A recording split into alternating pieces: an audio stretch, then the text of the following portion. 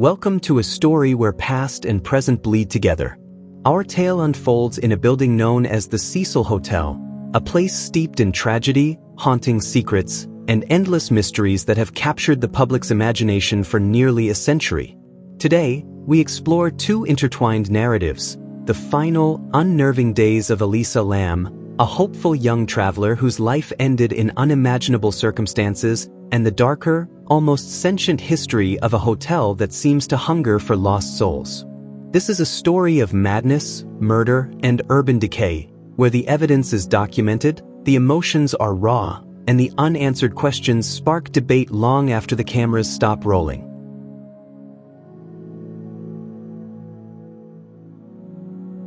It was January 2013, winter in Los Angeles was mild, but the chill had more to do with the intense sorrow of those who would soon learn of a tragedy unlike any other. Elisa Lam, a 21-year-old Canadian student with a vibrant yet fragile spirit, arrived in Los Angeles with dreams of exploration and self-discovery. Battling the inner demons of bipolar disorder, Elisa documented every step of her journey on her travel blog, Nouvelle/Nouveau. In her words, the City of Angels was as inviting as it was terrifying, mirroring her own contrast of hope and despair. Elisa's decision to check into the Cecil Hotel was one driven by desperation and affordability. The once grand building, now repackaged as Stay on Main, had, for decades, welcomed the desperate, the outcasts, and the lost. But for Elisa, it soon revealed a side not seen in glossy travel guides, a side defined by creaking corridors, malfunctioning lights, and whispers of unseen presences. Her final blog entry, written in a trembling tone, read, "I feel like the city is eating me alive, and the Cecil, it's like a living monster that doesn't let you go." In the weeks that followed, Elisa's digital trail became a haunting record of her internal decline. Video footage recovered from the hotel's security cameras captured what would soon be known worldwide. At precisely 1:53 a.m. on February 1st, a grainy elevator video shows Elisa behaving erratically, pressing multiple floor buttons, stepping in and out, her eyes wide with fear. Some claim her gestures appeared almost desperate, as if pleading silently with an unseen force. The footage has since been dissected frame by experts and amateur web investigators, each finding a detail that deepened the mystery. Critics quickly polarized into camps. Many sympathized with the narrative of a young woman overwhelmed by mental illness and the oppressive environment of the Cecil Hotel, arguing that Elisa's actions were symptomatic of her struggle. Others questioned the logic. A clean, undisturbed body later discovered in a locked water tank could hardly be explained by mere psychosis. Was there truly a hidden hand? Or a sinister element at work within the hotel's walls? Elisa's disappearance turned into an international media storm. Police records, her personal diary entries discovered on her laptop, and eyewitness testimonies from hotel staff painted a picture of a young woman caught between her own tormented mind and an environment that seemed to amplify every fear.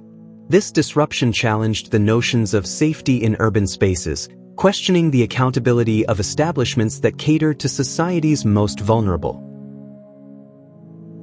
Years later, the spectral image of Elisa in that elevator endures as emblematic of a modern urban nightmare, a reminder that even in a place rebranded under hopeful names, history and horror never truly fade away. Her story, with all its unresolved questions, continues to inspire theories and deep dives on every true crime forum online.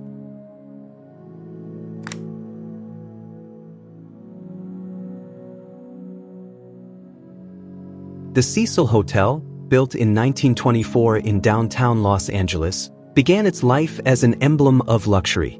Yet even then, whispers of tragedy lurked in its ornate halls. Over the decades, this building transformed into a nexus for despair and violence alike, a place that has witnessed countless tragedies, from mysterious suicides in the early days to the presence of infamous figures like Richard Ramirez, the so-called Night Stalker, roaming its corridors in the mid-1980s. Imagine a building that wears its history like a heavy cloak. In the 1940s, when a young maid was found fatally stabbed in a forgotten corridor, and later when a woman's frantic jump from a window claimed 2 lives, the Cecil earned its grim reputation. And then, decades later, notorious serial killer Richard Ramirez frequented its hallways. Each act of violence, every tragedy contributed to the building's aura, a sentient presence of despair, as if the hotel itself hungers for human misery. Archived police logs, painstakingly preserved coroner reports, and first-hand accounts from long-term residents have documented this legacy. A maintenance guard's unguarded admission, "The alarm on the roof was disabled weeks before Elisa's death," only adds to the intrigue. Clandestine interviews with former employees revealed bizarre occurrences, unexplained cold spots, wavering lights, and even occasional, inexplicable sounds that resembled cries for help drifting through the night. The public remains divided over the true nature of the Cecil. Some argue that the building's decrepit plumbing, failing electrical systems, and rampant managerial negligence are all that need explain Elisa's tragic end.